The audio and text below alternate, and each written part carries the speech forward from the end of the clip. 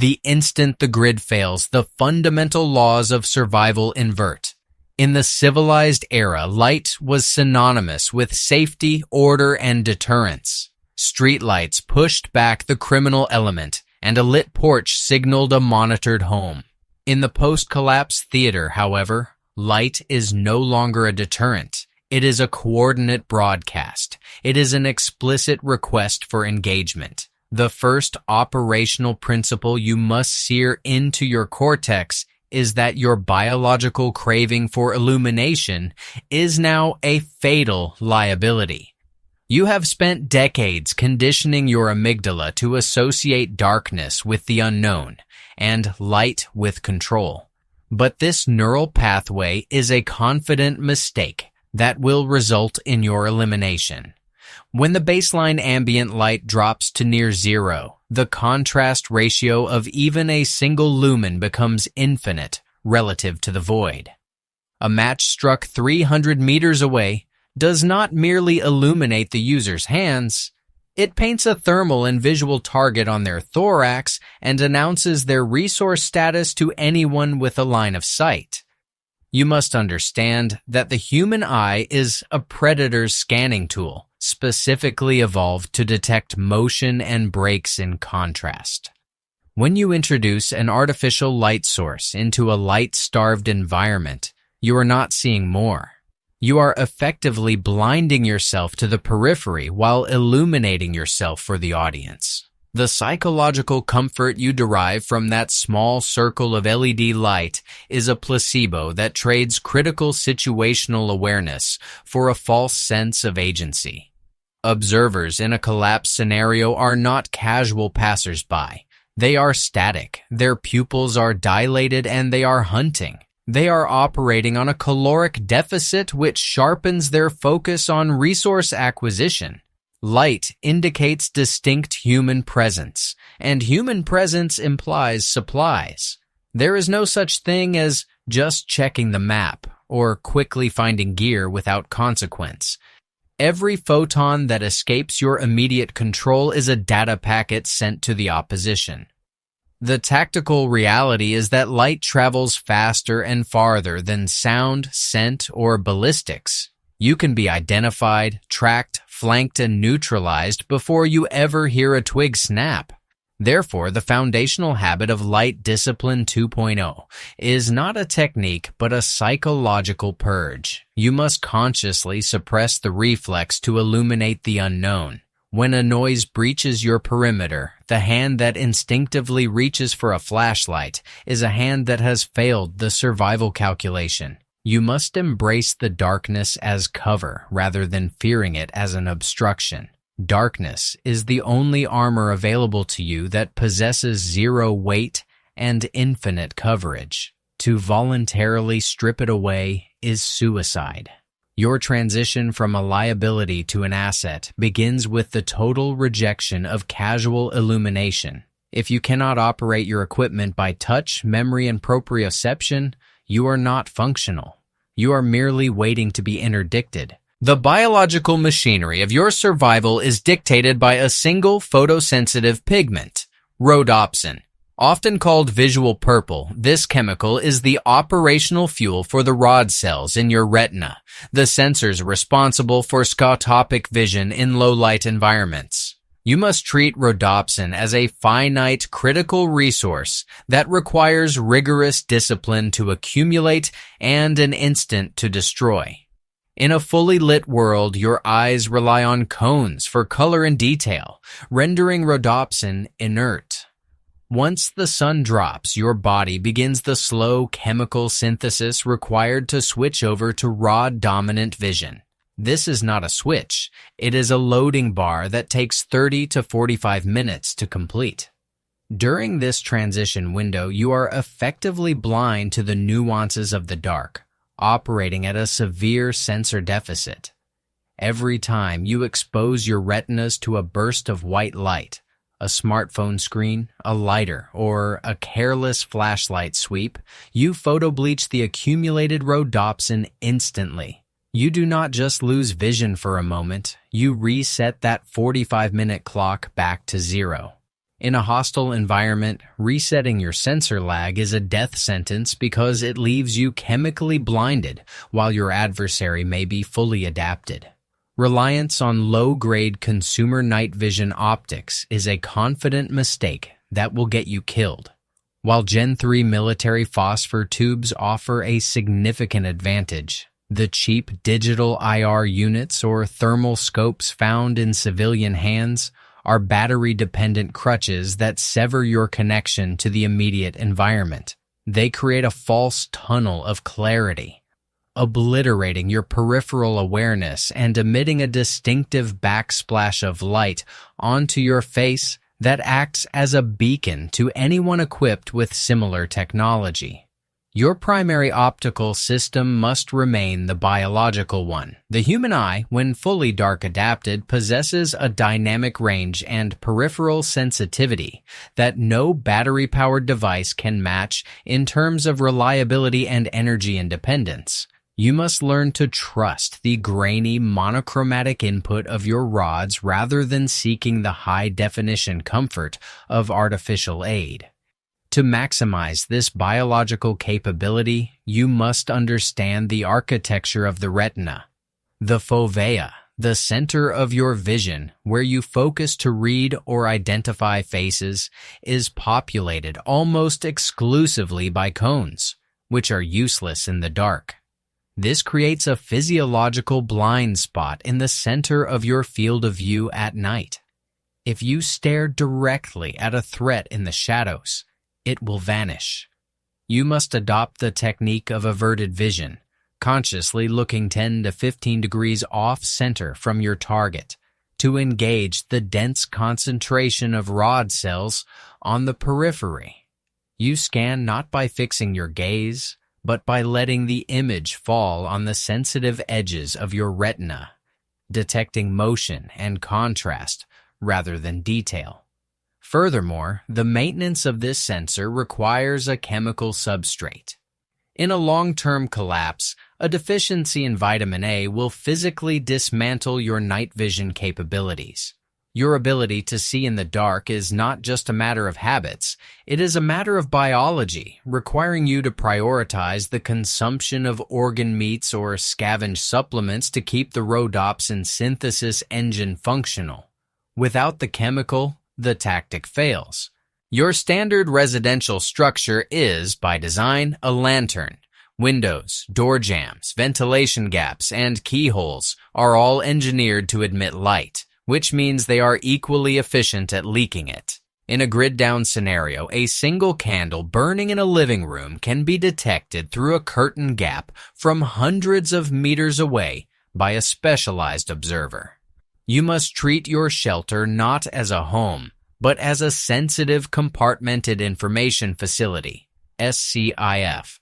The operational principle here is static containment. This requires a physical hardening of your perimeter that assumes standard window treatments are transparent. Relying on blinds or heavy drapes is a confident mistake. Light acts like a fluid. It will find the path of least resistance and spill out. You must tape aluminum foil or heavy black contractor bags directly to the glass, ensuring a complete overlap with the frame. This not only blocks the photon escape, but also masks your silhouette against the interior background. The most critical structural vulnerability is the threshold. You must never open an exterior door directly into an illuminated space. This action creates a massive momentary light signature, a flashbulb effect, that illuminates the surrounding terrain and compromises your location instantly. You must construct a light airlock. This is a transitional buffer zone, such as a mudroom, hallway, or vestibule, which separates the secure lit interior from the hostile dark exterior. The protocol is binary and non-negotiable. The inner door must be fully sealed and the airlock pitch black before the outer door is breached. If you lack a structural airlock, you must fabricate one using heavy blankets or tarps to create a vestibule. No one enters or exits without cycling through this dark zone. Verification is the final step of containment. You cannot assume your seal is perfect, you must prove it. Perform a blackout audit on a moonless night. Have a partner flood the interior with the maximum light sources available, lanterns, flashlights, candles, while you patrol the exterior perimeter from every angle of approach. You are looking for the stars, pinpricks of light escaping through cracks in the siding, under door sweeps, or through taped windows. A single pinprick is enough to serve as an aiming point for suppression fire or a navigational beacon for a scavenging party. If you see light, you fail the audit. Seal it from the outside, then re-verify. Total containment is not an aesthetic choice. It is the only way to retain the capability of indoor activity without advertising your presence to the starving demographic outside your walls. When you are forced to breach the darkness with artificial light, you are engaging in a high-risk transaction that compromises your camouflage. The only acceptable spectrum for administrative survival tasks is red light. However, assuming that red light is invisible to the enemy is a confident mistake. Red light is utilized solely because it minimizes the bleaching of your own rhodopsin. To an observer, a red LED is still a sharp, unnatural point source that contrasts violently with the blue-gray palette of the night. It does not make you invisible. It merely prevents you from blinding yourself. You must permanently disable or tape over the white light selectors on your primary administrative gear to prevent an accidental white light discharge under stress, which would be the tactical equivalent of firing a warning shot at yourself. Operational light usage demands the physical technique of cupping. You must never allow a bare emitter to flood the open air. You must enclose the bezel of your light source entirely within your clenched fist, creating a flesh baffle that restricts the output. You release light by slightly relaxing your grip, allowing only a hairline fracture of illumination to escape between your fingers. This creates a highly directional, low-intensity beam that illuminates only the specific square inch you need to see. A map coordinate, a weapon malfunction, or a pill bottle. You bring the object to the light tightly against your chest. You do not project the light out to the object. If you are waving a beam around to inspect your surroundings, you have failed the protocol. For tasks requiring sustained visual confirmation, such as intricate gear repair or medical treatment, you must employ the blackout hood protocol. This requires you to drape a poncho, thick blanket, or tarp completely over your head and upper body, sealing the edges against the ground or your torso to create a micro-skeff. Only once this seal is physically verified do you engage your light source. This allows you to work with full visual clarity inside the bubble while emitting zero signature to the outside world. If you are not disciplined enough to sweat under a tarp for 10 minutes to read a map, you do not possess the survival mindset required to evade detection. Furthermore, your hardware must match your tactics. Your light sources must possess a firefly or sublumen mode, 0.5 lumens or less. High-output tactical lights are weapons for combat, not tools for living. Using 500 lumens to tie your boots is a beacon that signals your position, your tech level, and your incompetence to every predator within a kilometer. In the absence of color, the human eye tracks geometry. Specifically, it hunts for the familiar symmetry of the bipedal form and the harsh, straight lines that do not exist in nature. Moving through the night is an exercise in managing your geometry of shadows. The most flagrant confident mistake made by the untrained is the failure to manage the backdrop. You must operate on the principle of negative space. If you walk along a ridgeline, the crest of a hill, or the top of a wall, you are skylining yourself. Even on a moonless night, the sky is significantly lighter than the terrain. By placing your body against the sky, You become a crisp black silhouette that offers a perfect firing solution to any observer at a lower elevation. You must move primarily in the military crest, the topographical line slightly below the actual summit, where your silhouette is backed by the chaotic texture of the earth, not the uniform glow of the atmosphere. Your camouflage strategy must also account for contrast, not just color. Wearing head-to-toe black is a civilian misconception of stealth. In a natural environment, absolute black is rare. The night is a spectrum of grays, browns, and deep greens. A figure dressed in solid black creates a visual hole in the environment, an anomaly of darkness that is darker than the shadows around it. This contrast pulls the eye immediately. You must break up your outline using mixed drab tones that absorb light without creating a silhouette void. Furthermore, the geometric outline of the human head and shoulders is instantly recognizable to the predator brain. You must disrupt this shape using scrims, hoods, or vegetation. A helmet or hat with a distinct rim creates a hard line that screams artificial. Use irregular materials to blur the edges of your form so that you register as a bush or a rock, not a target. Light discipline extends to the microscopic level of your equipment. Modern tactical and outdoor gear is infested with retro-reflective materials designed for civilian safety. Cat eyes on packs, reflective stitching on zippers, and logos that flare under illumination. In a collapse scenario, these safety features are liability beacons. A single sweep of an adversary's light beam will catch a reflective zipper pull from hundreds of meters away, revealing your position as effectively as a flare. You must audit your gear with a flashlight in a dark room. Every glint, every shiny buckle, and every reflective strip must be taped over with matte gaffer tape or excised with a knife. There is no middle ground. If it shines, it betrays you. Finally, your movement through the environment must be a series of calculated bounds between pools of shadow. You do not move in a straight line.